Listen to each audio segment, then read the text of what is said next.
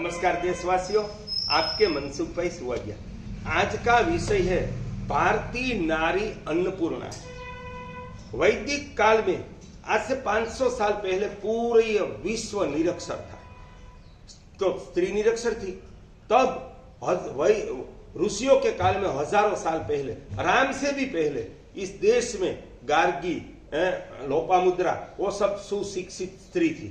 स्त्रियों को विद्यापीठों में 64 प्रकार की कला सिखाई जाती थी। इस दुर्भाग्यवश, और पुरुष को 72 प्रकार का उद्योग कला सिखाया जाता था। दुर्भाग्यवश इस देश में लुटेरे और धर्मांध विधर्मी आए। उन्होंने विद्यापीठों का, धर्म स्थानों का नष्ट कर दिया। बाद में अंग्रेज आए, अंग्रेजी शिक्षा पढ़ाई गई।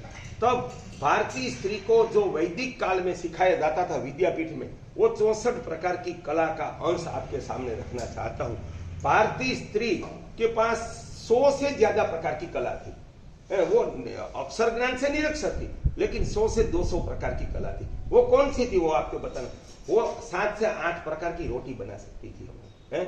उसमें से वो बाजरा का रोटला, जवारी का रोटला, भाखर, 3 प्रकार की रोटी, नानी छोटी रोटी, बड़ी रोटी, मुड़ के उसको पड़ वाली रोटी कहते हैं, वो रोटी, पराठे, थेपला, ऐसे 8 प्रकार की वो रोटी बना सकती थी। वो बाटी बना सकती थी।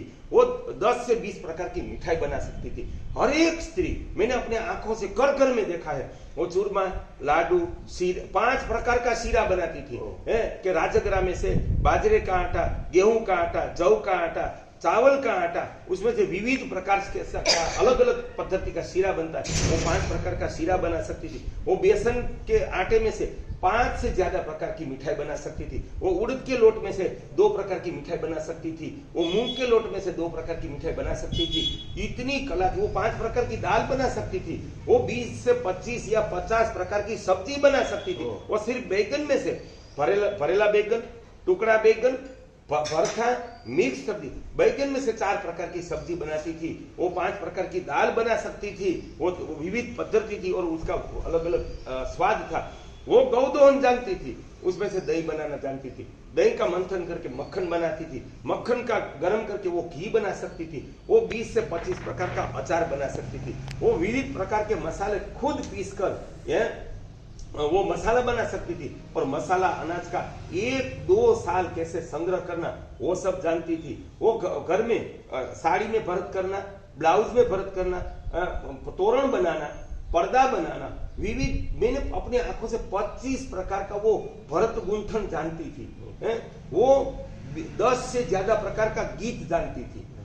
वो लोकगीत गा सकती थी, वो भजन गा सकती थी, वो प्रार्थना गा सकती थी, वो धुन गा सकती थी, वो मंत्र बोल सकती थी, बरोबर। वो मर जाने के बाद वो जो मरसिया है, वो मरसिया गा सकती थी।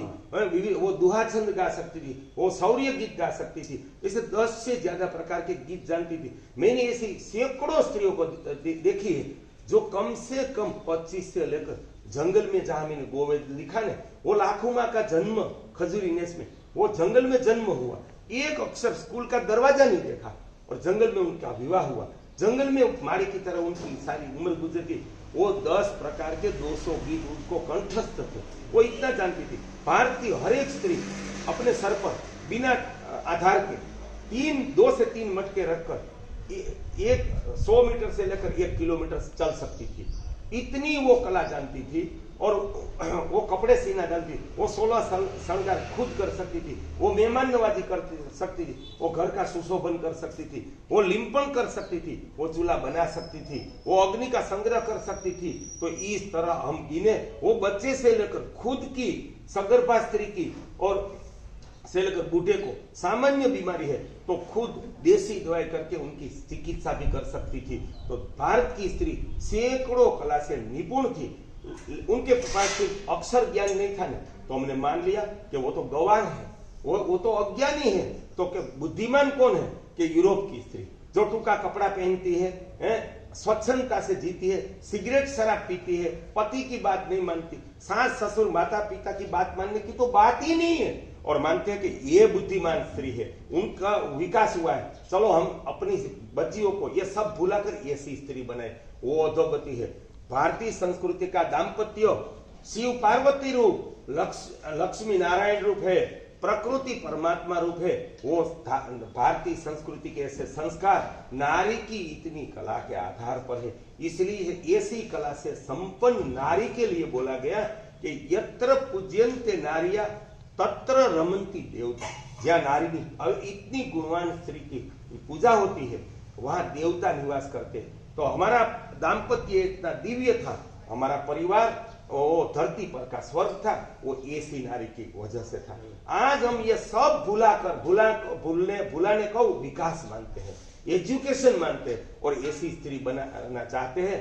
वहां दाम्पत्य, परिवार, समाज, संस्कृति, राष्ट्र का 100% मुझे विनाश दिखाई जाता है। ये देखिए ये जो रजाई है वो स्त्रियों ने बनाई है, तो ये हम भुला देना चाहते हैं। तब मैं सारे और हमारी स्त्री को, ऐसी कुशल स्त्री को हम अन्नपूर्णा बोलते थे। आज हमने बोल दिया कि आपकी पत्नी, बहन, माता क्या करती है, तो वो हाउस वाइफ है। हाउस का सीधा अर्थ है मकान। क्या वो मकान की पत्नी है? वो जड़ चीज की पत्नी है? अरे वो एक पुरुष की पत्नी है, वो परिवार की कुलवधू है, उनका गौरव करे, ये पागलपन छोड़ दे। और भारतीय स्त्री के लिए अन्नपूर्णा शब्द, जो घर संभालती है उनके लिए अन्नपूर्णा शब्द का प्रयोग करे, अन्नपूर्णा के रूप में उनका दर्शन करे। और ये संस्कार मैंने आदिवासियों में देखा, दलितों में देखा, मजदूरों में देखा, गोपालकों में देखा और शिक्षित प्रजा में, किसानों में, सब में देखा। तो ये संस्कार सिर्फ ब्राह्मणों का संस्कार नहीं थे, ये पूरी भारतीय संस्कृति का संस्कार था। ये हमारी पूरी संस्कृति की धरोहर थी। उनको समझे, ये कला को जीवंत रखे, ये ज्ञान को जीवंत रखे, ये संस्कार को जीवंत रखे और नई पीढ़ी को शिक्षा में उनको शामिल करे। वो ना हो सके तो अवश्य अपनी बेटियों को ये शिक्षा दे, अपनी बहुओं को ये शिक्षा दे, सभ्य कपड़ों की शिक्षा दे, भारतीय संस्कृति के संस्कार दे। तब मनुष्य जीवन दिव्य बनेगा, दाम्पत्य दिव्य बनेगा, परिवार धरती पर का स्वर्ग बनेगा और भारतीय संस्कृति और हमारा देश भारत विश्व प्रकाशित होगा और विश्व गुरु होगा आपके। और मैं यूरोप के बारे में कहना चाहता हूँ, यूरोप की स्त्री, एक भी स्त्री को दूध में से दही बनाना नहीं जानती है। एक भी स्त्री एक रोटी बनाना नहीं जानती कि वो कैसे बनती है। वो तो बाजार में से पाव ब्रेड लाके खाना है, वो एक भी काम नहीं जानती है। इसलिए वह दाम्पत्य 50% डाइवोर्स, छूटा-छड़ा बोलते वो हो जाता है। एक भी परिवार में पुरुष दंपति के साथ अपने माता पिता नहीं है। स्त्री विधवा होती है तो एक दिन माता पिता उनके साथ नहीं रहते, उनको बच्चे को जन्म देती है तो एक दिन के लिए उसकी सास और मां उनके साथ नहीं रहती। क्या हमें ऐसा संसार बनाना है, ऐसी सभ्यता बनानी है? तब भारतीय संस्कृति के मूल्य को पहचाने और भारतीय संस्कृति के जो धरोहर है उनका गौरव करे, उनको जीवंत रखे। उनमें कोई भी छोटी छोटी गलतियां हैं उनका निवारण करके उनका उत्थान करे। आपके मनसुख भाई, सुआल।